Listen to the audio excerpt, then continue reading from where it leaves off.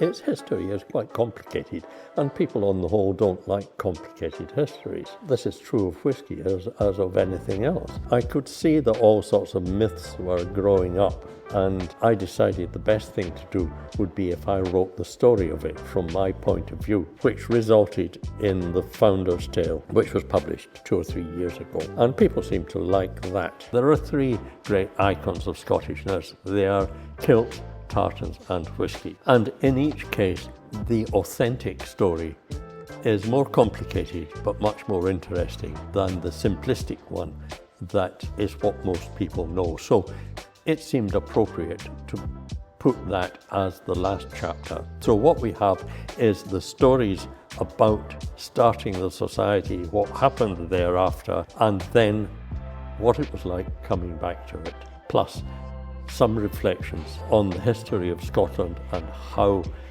the Scots, as well as everyone else, has perceived it and what our small place in it was. It's very pleasing to be allowed to